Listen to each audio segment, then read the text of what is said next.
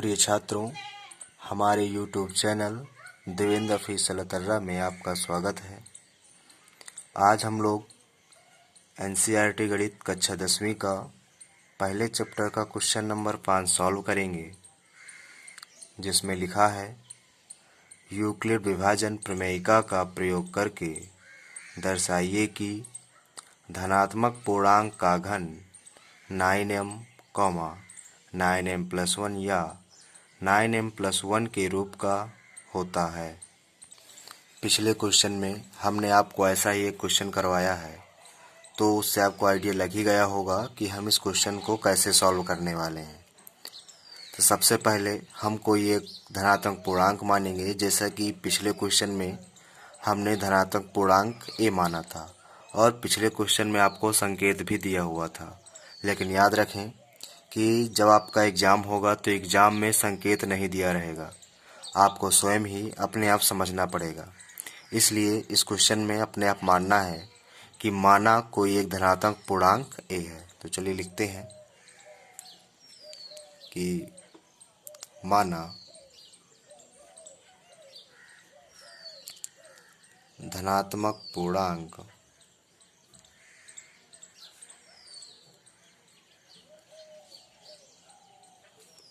a है। जब धनात्मक पूर्णांक a है तो हमारा जो भाजक होगा वो भाजक क्या होगा। देखिए, इसमें 9 और 9 दोनों में कॉमन है। पिछले क्वेश्चन में यहाँ पर 3, यहाँ पर 3, यहाँ पर भी 3 था, तो हमने 3 कॉमन लिया था। लेकिन याद रखें, यहाँ पर 9 लिखा हो या 9 के अलावा अन्य कोई भी वैल्यू लिखी हो, या मान लीजिए 8 लिखा हो, तो आप 2 कॉमन लेंगे। अगर 9 लिखा है तो आप 3 ही कॉमन लेंगे। ठीक है, तो आप लिखेंगे यहाँ पर कि भाजक, जो आपका भाजक है वो आपका कितना है, 3 है। और जो आपका भागफल है, ये सब मानना है आपको। जो आपका यहाँ पर भागफल होगा, भागफल आपका कितना होगा, Q हमने माना था।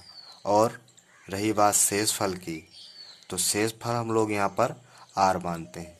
लेकिन आपको ये बात पता होती कि जो R की वैल्यू होती है वो क्या होती है। R बराबर या तो 0 हो सकता है, या तो 1 हो सकता है, या तो 2 होगा। इस बात से तो आप सहमत ही होंगे कि R का वैल्यू 0, 1 या 2 क्यों होंगे, क्योंकि जो भाजक है, शेषफल जो होता है भाजक से हमेशा छोटा ही होता है। जैसे जो हमारा भाजक है 3 है, तो जो हमारा शेषफल आएगा 0 आ सकता है, या 1 आ सकता है, या 2 आ सकता है। 2 के ऊपर शेषफल हमारा कभी नहीं आ सकता। ठीक है, तो अब यहाँ से हमारा जो प्रमेय होती है वो क्या होती है कि भाज्य बराबर भाजक गुणे भागफल प्लस शेषफल। तो आपको पता है कि पूर्णांक जो a है वो भाज्य है, तो a बराबर यहाँ से हमारा बन जाएगा 3Q प्लस R। इसको मानना हो तो आप समीकरण फर्स्ट भी मान सकते हैं। ठीक है, तो अब लिखेंगे प्रथम स्थिति। प्रथम स्थिति में देखेंगे कि जब R बराबर 0 हो, जब R बराबर 0 होगा तो लिखा है a बराबर 3Q प्लस R का वैल्यू 0 लिख देंगे हम लोग। तो यहाँ से a बराबर 3Q प्राप्त हुआ। लेकिन एक चीज़ और आपको क्वेश्चन में देखना है कि पिछले क्वेश्चन में हमने पढ़ा था तो यहाँ पर वर्ग लिखा था, लेकिन इस क्वेश्चन में यहाँ पर घन लिखा हुआ है। इसलिए हम अब यहाँ पर दोनों तरफ घन करेंगे। तो लिख देंगे कि दोनों तरफ घन करने पर जैसे ही हमने घन किया, देखते हैं a का घन बराबर 3Q का घन।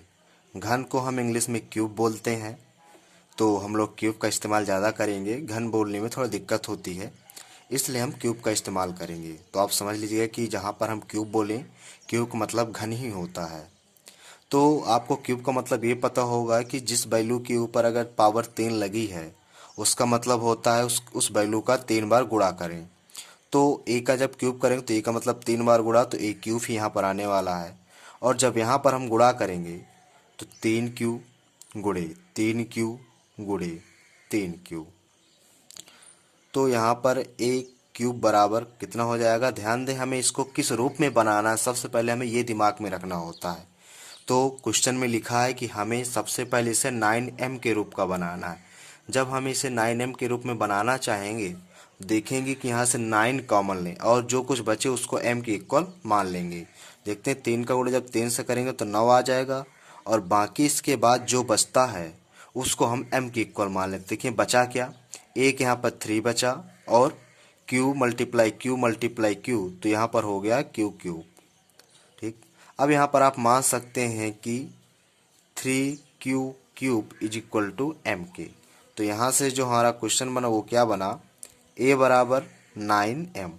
तो आपको एक वैल्यू ये पता चल गई कि अगर हम किसी धनात्मक पूर्णांक का घन करें तो वो हमें 9m के रूप का प्राप्त होगा।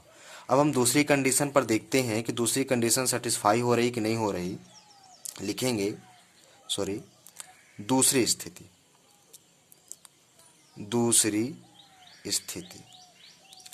दूसरी स्थिति में देखेंगे जब r बराबर 1 हो।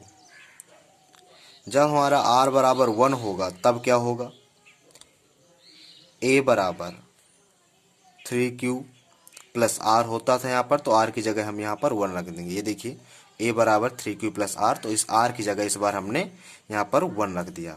तो लिखेंगे अब दोनों तरफ घन करने पर, क्योंकि क्वेश्चन में घन करने की बात कही गई है, दोनों तरफ घन करने पर,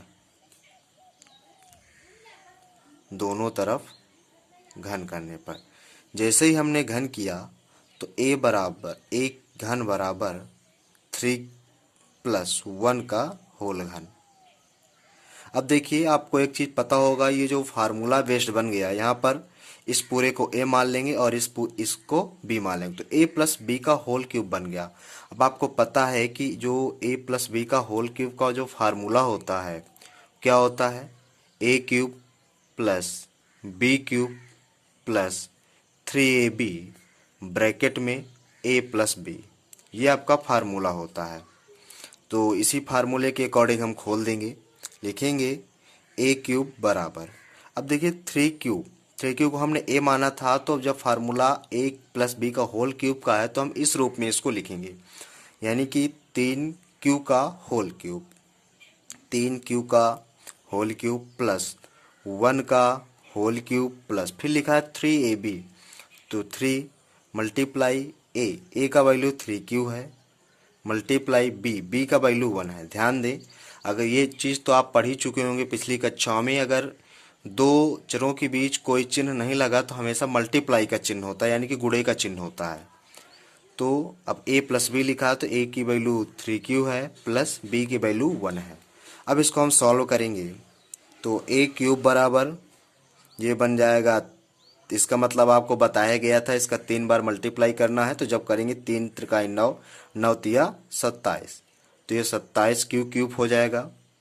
ये प्लस 1 प्लस इसमें गुणा करेंगे 3 त्रिकाई 9, 9 एका 9 क्यू, और ये 3q प्लस 1 उसी तरह हो जाएगा।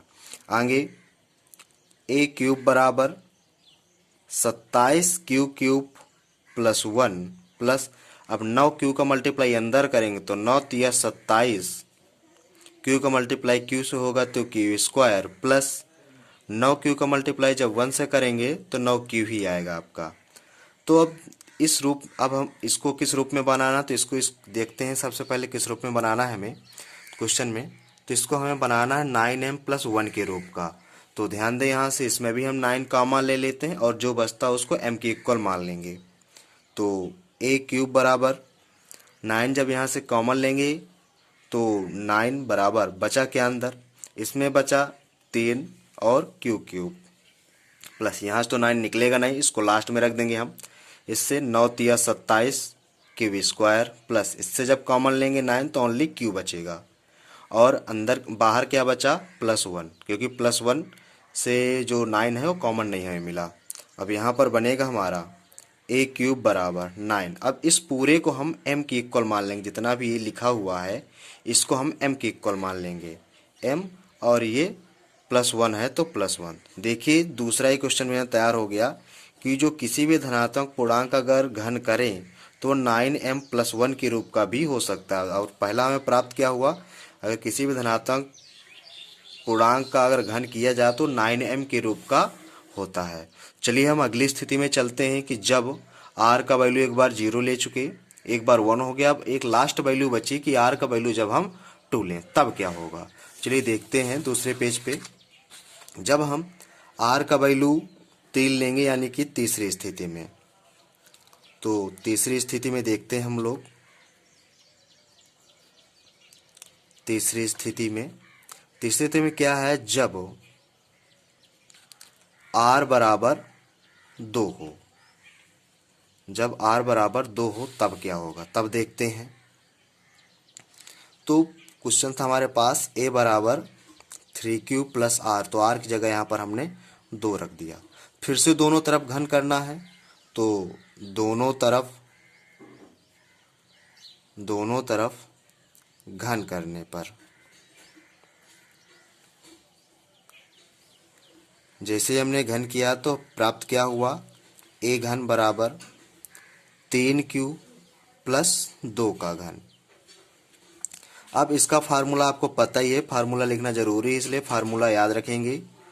a प्लस बी का होल घन बराबर a cube plus b cube plus 3ab bracket में a प्लस बी, यह हमारा फार्मूला होता है। अब इसी फार्मूले पे इसको खोल देंगे तो लिखेंगे a क्यूब बराबर इसका तो 3q का होल क्यूब प्लस 2 का क्यूब प्लस 3, a की वैल्यू 3q है, मल्टीप्लाई 2 की वैल्यू b की वैल्यू 2 है, और ब्रैकेट में 3q प्लस 2।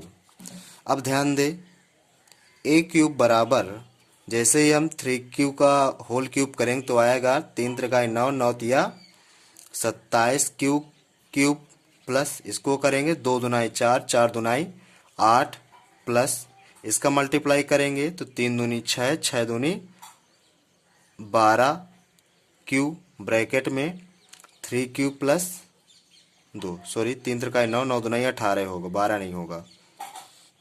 अब आगे देखते हैं, a क्यूब बराबर जब इसको सॉल्व करेंगे तो 27 क्यूब ही रहेगा प्लस 8 प्लस 18 का मल्टीप्लाई 3 से करेंगे तो 18, तो आपको पता ही होगा कि 18 जब मल्टीप्लाई करेंगे तो कितना आएगा। तो यहाँ पर आया 54q square plus 18 Dunai 36q। अब देखते हैं आगे क्या होगा।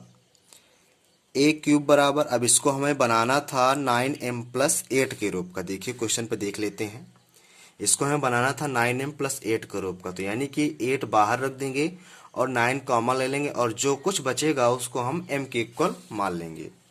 तो देखते हैं, जब 9 हम यहाँ से कॉमन लेंगे तो बचा क्या हमारे पास, 9 तिया 27 क्यूब प्लस यहाँ से 9 कॉमन नहीं निकलेगा, यहाँ से निकलेगा, तो यहाँ से कितना निकलेगा 9 कॉमन लेने के बाद बचेगा कितना, देखते हैं 9 सत्ते 54 क्यू स्क्वायर प्लस यहाँ पर 9 चौको 36 क्यू और लास्ट में बचता क्या है हमारे पास 8।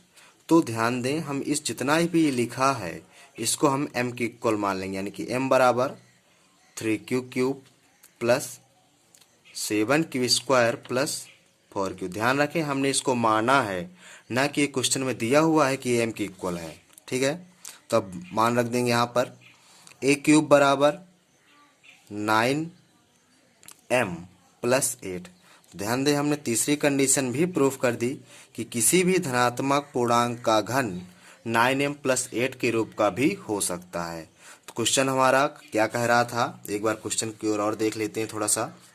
यूक्लिड विभाजन प्रमेयिका का प्रयोग करके दर्शाइए कि किसी धनात्मक पूर्णांक का घन 9m प्लस 1 या 9m प्लस 8 के रूप का होता है।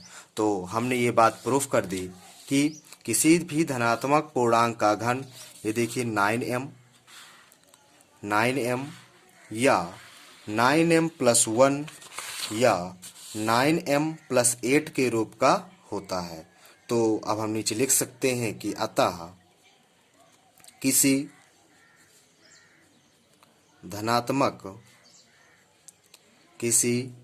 धनात्मक पूर्णांक का घन, किसी धनात्मक पूर्णांक का घन 9m 9m प्लस 1 या 9m प्लस 8 के रूप का होता है।